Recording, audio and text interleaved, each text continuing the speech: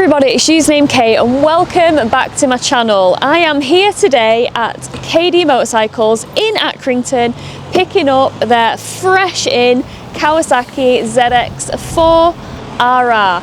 Now, KD Motorcycles is a well-established motorcycle dealership based in Accrington, and they sell many brands including but not limited to Kawasaki, KTM, Vosges and Royal Alloy. So if you are in the market for any of those makes, definitely check the guys out here. They're such a friendly team, very hard working. They do new and used bikes, finance options available and delivery as well. So yeah, without further ado, let's get on this little screamer and give it a go.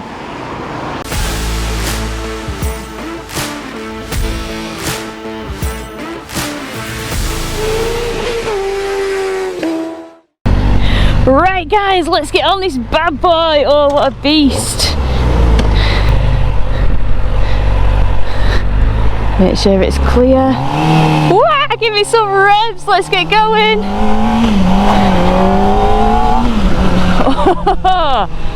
Oh yes, that sounds good.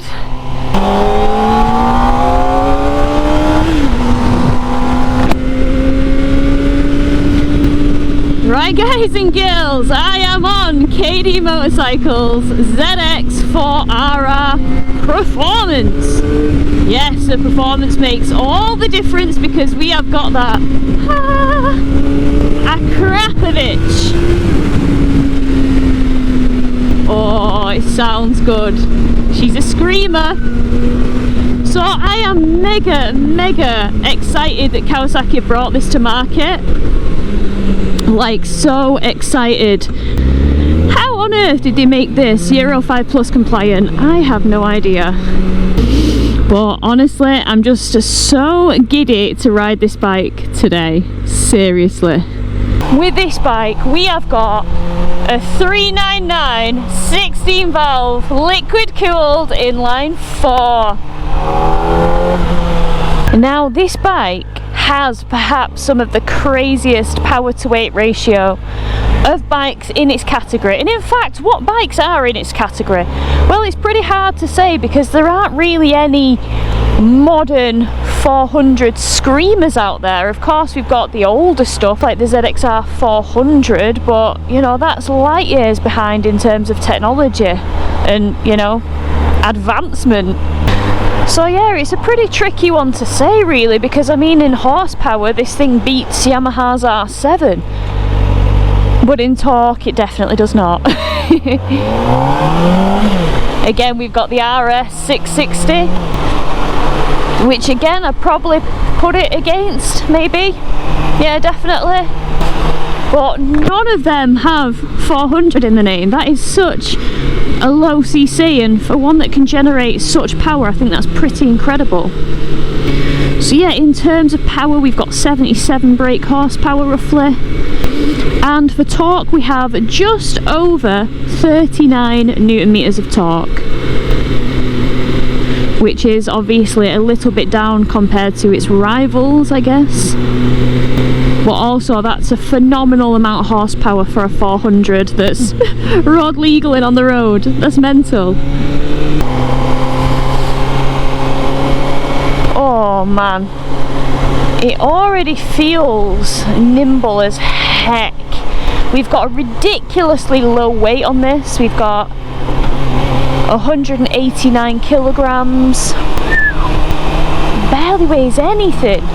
So guys, it is worth noting that the Kawasaki ZX4RR starts at £8,699. If you want to pay roughly £900 more, you can get what I'm on, which is the ZX4RR Performance model.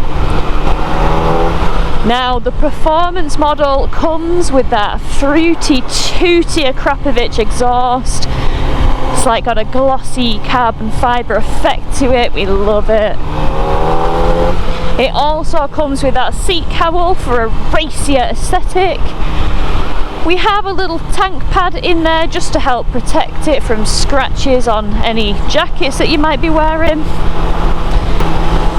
And then we do have this kind of tinted screen at the front, which is not usually tinted, it's usually clear. So other little ways in which Chris from KD Motorcycles has spec'd this bike: he's put some tank grips on as an extra, he's put some sliders on it, some crash protection. Don't know what that says about his trust with me, I'm only joking, I know it's always a good thing to have on there anyway. And then he's put a rad guard on. So the thing with the Performance is, if you want a Performance model, it will be registered on the logbook as a Performance. You have to ask for it at initial order. Or if they've got one in the dealership, you can say, is this a Performance model, because I want the Performance model. If you get a non-Performance model at a later date, you can spec it with, you know, every individual component that makes it a Performance model, but it won't be classed as a Performance edition model on the logbook, etc. So the colour options available, we've got it in green, this lovely green, and then there is a 40th anniversary version. Now it comes with a little plaque on it. It's an extra £200 more, so not earth-shatteringly more expensive, which is quite unusual for an anniversary model. And that is in the more retro-inspired colours. We've also got, you know, silver frame as opposed to black. And you can also get a 40th anniversary Performance if you want the benefit of the Acra, the seat cowl, the tank pad and the screen. Now I did ask Chris, who is a wealth of knowledge, if the anniversary ones, the 40th anniversary ones, were going to be numbered. He said they're not numbered. You do get a plaque, however, like on the bike somewhere. And he said there'll be low numbers coming into the dealership. So Chris suspects he's going to get 3 in for the year. So if you are after an anniversary one, it might be wise to let people know quick. Right, we're getting on a dual carriageway now, so we can open it up a bit. Revs to 15.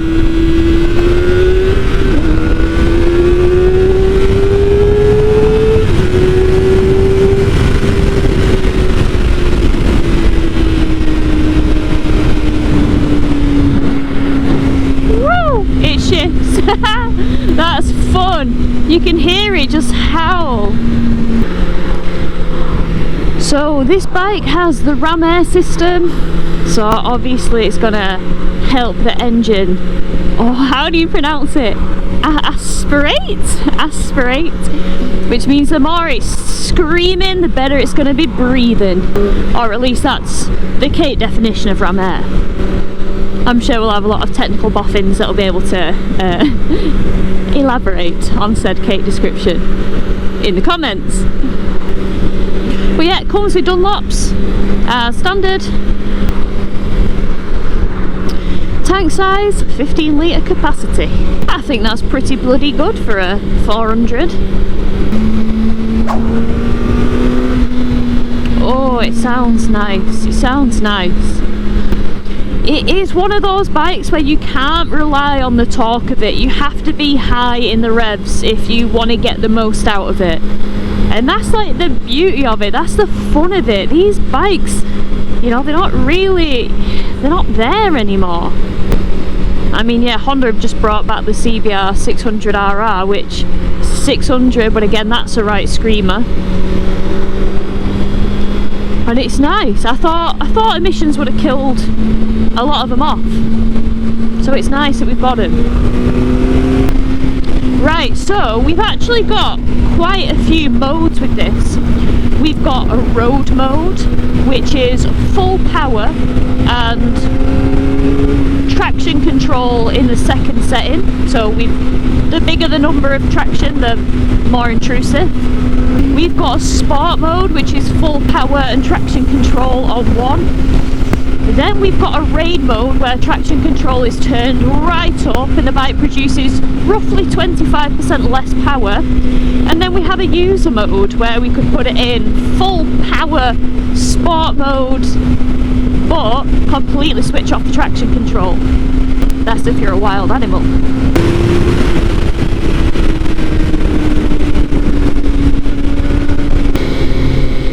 I actually really like Sawley. It's a nice little town, very quaint. Look at this. Look at all this, it's beautiful. And what way to disturb the peaceful quaintness of a town than by riding a screeching green thing through it. Sorry guys. Not sorry. Right.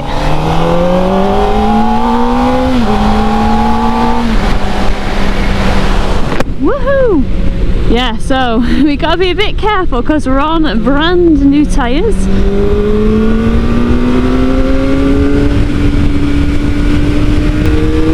But because it's such a screamer, it really goads you to want to kind of, you know, rev it.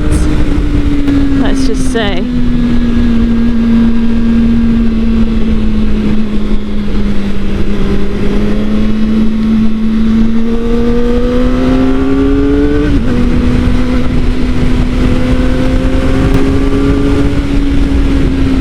Yeah, so loads of modes on this, loads of traction control modes.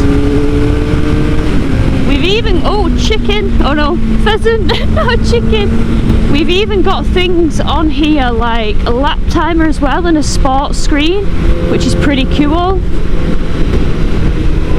I'm just trying to be a bit sensible with the tyres. Yeah, lots of like gravel and stuff around here, which ain't ideal. So yeah, there's two options for displays on this screen. You've got this, but you've also got a race screen. So if you're going to take this on track, it makes your miles an hour very, very small. It makes your revs, everything else real big. Gives you a lap timer. A lap timer, how awesome!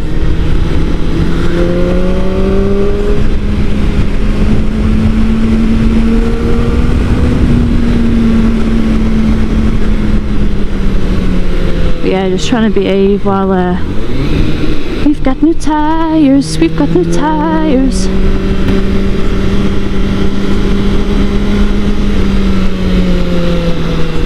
Oh, but it sounds good. Tell you what, it's very nimble for these country lanes, that's for sure.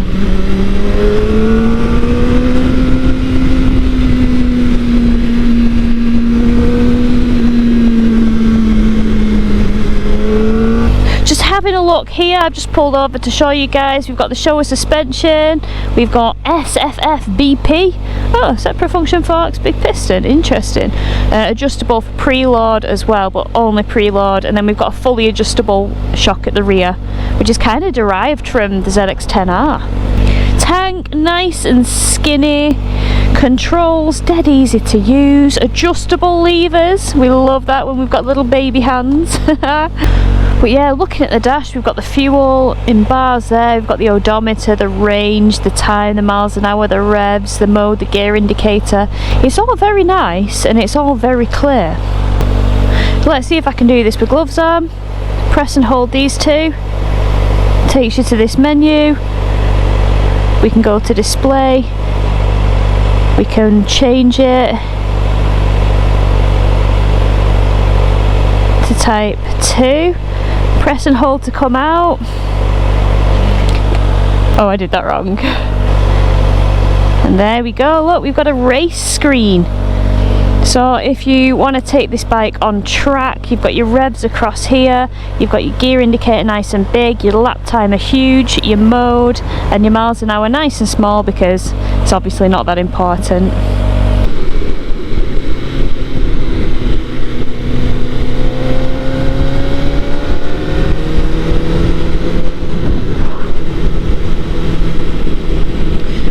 So, all in all, very, very first impressions ride. Again, KD Motorcycles are very generous and they basically open up the demo bikes to me to take out whenever I want. So, you know, I think in the height of spring, in the height of summer, when There's no worry about going round a bend and having, you know, crud on the road. I will definitely be taking this bike out more.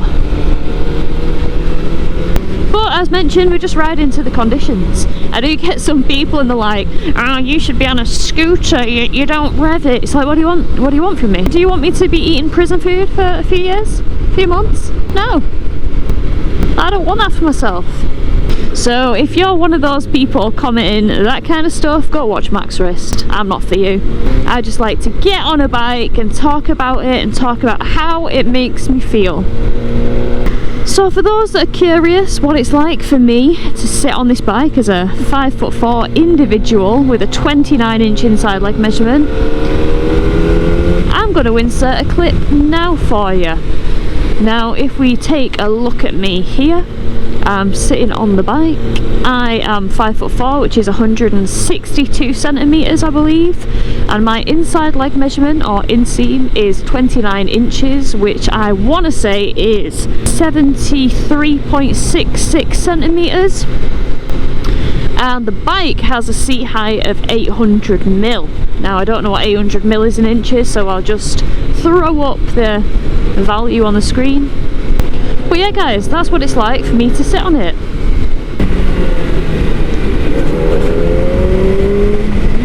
Let's have it in second. Have it real screeching.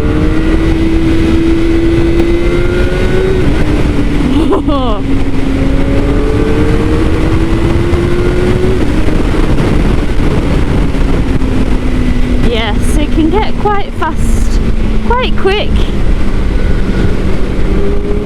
And it just feels so agile with it as well.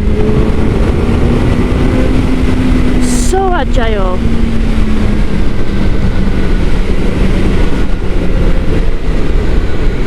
Brakes are nice and sharp, nice and keen.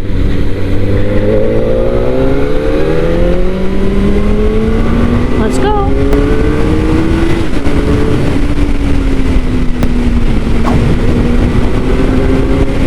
Honestly, I can imagine on track this thing would be wild.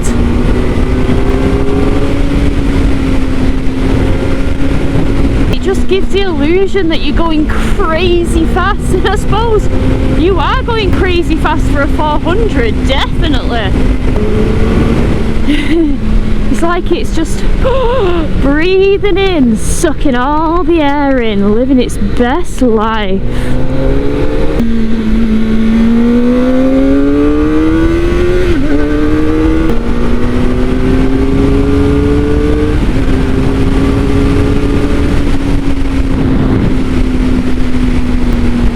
Get them done. Oh, it's lovely. Right everybody, I've just stopped to give you my roundup, my summary on my initial ride on KD Motorcycles Kawasaki ZX4RR. So this is a screecher. There is no doubt about it. It likes to be revved, it likes to be milked, it likes to be sat high up in the rev range to really get the most out of this bike. Now admittedly, I've been riding this bike in real world situations today where we have nice country lanes, not so nice roads. We've got lots of surprise gravel, surprise mud, surprise water in the middle of the road just on exit of bends, which is just not ideal.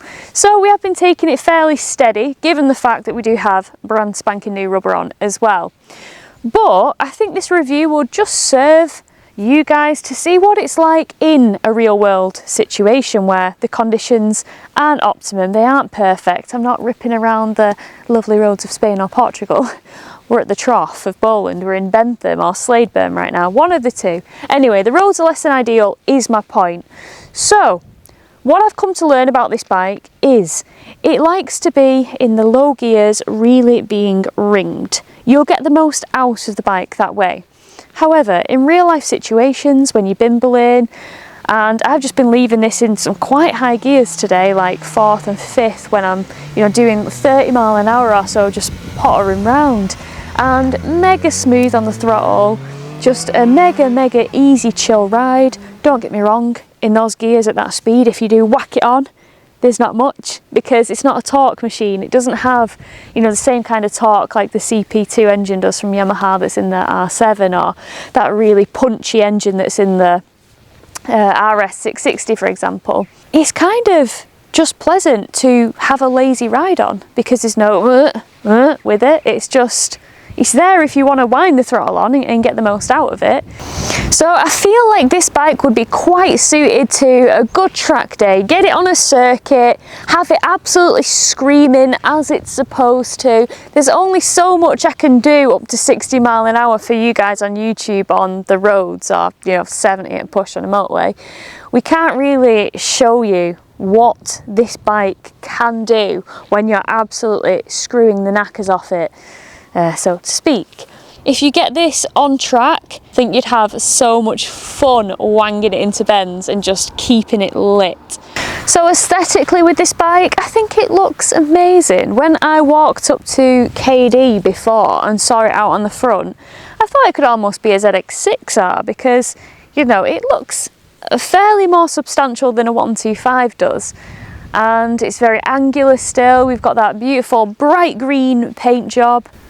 Like all the other 400s on the market, they're all really old. You've got the ZXR 400, you've got the CBR 400, the Baby Blade, or whatever you want to call it. And they are iconic and they are beautifully designed in their own right, but they don't have all the electronics and the modern gadgets and gizmos that these bikes have, which are great. We've got, you know, switchable traction control. We've got 3 different levels of it. We can switch it off completely if we want to. We've got different power modes. We can fine tune the power and restrict it in rain mode if we feel like we need to. We've just got nice options that we didn't have on these iconic bikes of the past. These are the 400s. So I think it's great that they've managed to get this, you know, through emissions, through Euro 5 plus, whatever it is at the minute, and yeah, have something that can rev to 15,000 RPM. I think it's quite a special thing, and I think it's going to appeal to a lot of people. I think it's going to appeal to a lot of people that like the older 400s as well. It's just a newer 2024 take on it, and I love that choice. I love the choice that we're getting at the minute. Ergonomics, it's obviously sporty. We've got nice low bars. It's quite small. It's a 400, so it's quite a compact chassis. I mean, I feel quite at home on this bike, being a little dweeb. But yeah, I'd be interested to get some of you taller folk test riding these bikes and feedback in the comments, you know, how you find it ergonomically. The wrists do kind of get a little achy after, you know, a long time on it, but that's when you're doing a lot of slow town stuff, and yeah, it is what it is. It's a clip-on. Another thing I really like where the indicators sit, they are literally built into the fairing, which is just a nice touch. It keeps them from sticking out, it keeps them from having to be in the mirrors. Yeah, just a nice little way to house them. It's hard to really complain about it, to be honest, after the short initial ride. I'm trying to think what I don't like about it, and I had to fiddle with the dash for quite a while to understand how to get the sports display up, because you have to like press the buttons at the same time, and then it's one or the other, I can't quite remember, but we got there in the end, and I'm sure as an owner you get to grips with it pretty quick, so it's hardly a grumble, is it? It's just a pathetic grumble. But yeah, other than that, I don't really know, you know, what I could say that's bad about it. It's a 400cc, absolutely screams when you wring its neck. It's a 70 horsepower bike, 77 even, for a 400. Where do you see 400s with that amount of horsepower? You just don't. So that in itself is fun, interesting, phenomenal. But yeah, it's definitely an eye catcher. It's eye catching. It's bright and vulgar, and I love it. So with this bike we have a 4-year warranty, which is a very, very substantial warranty. And for example, if you get the accessories at the time of, you know, ordering the bike, they're warranted as well, which is also quite nice. So it comes with a protective film as well for your dash, so you don't have to worry about scratching it, which is good. And yeah, overall, first impressions, absolute hoot. It's just a rev machine. I love a rev machine. You've really got to get it singing, and bikes today are just so laden with a lot of torque and, you know, not a lot of revs in the range. Whereas this one just offers something different. It's just reminiscent of the old Screamers that you used to be able to get that, you know, adorned the road, and now due to emissions you see them less and less, but you've managed to pull it off. And I think it is a cracking bike. I think anyone that puts an order in for one of these is going to be happy with it, and they'll be even happier if they get the opportunity to take it on track as well. Well everybody, I hope you've enjoyed my first impressions review on Kawasaki's ZX4RR Performance.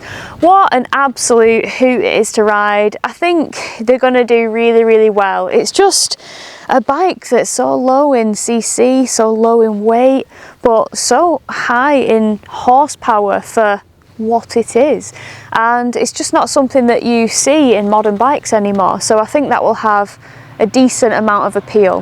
Once again, I will end this vlog with a big shout out to KD Motorcycles, because they support my channel by letting me out on these bikes, and yeah, they're just a great team. They're just a great team. So if you are thinking about buying one of these bikes, definitely hit those guys up. You know, even if you're far away, talk to them about delivery options. They're just a great team and they'll do anything for you. And yeah, I just really appreciate the access that those guys give me to all the latest and greatest machines. So yeah, big thank you, big shout out, KD Motorcycles, you're ace. Right, I'm going to end it there. I hope you've enjoyed this. Keep it rubber side down, guys. You know, the sun is going to be coming out. It's going to be silly season soon. So yeah, just look after yourself and each other. And until the next time, guys, I'll see you then. Bye.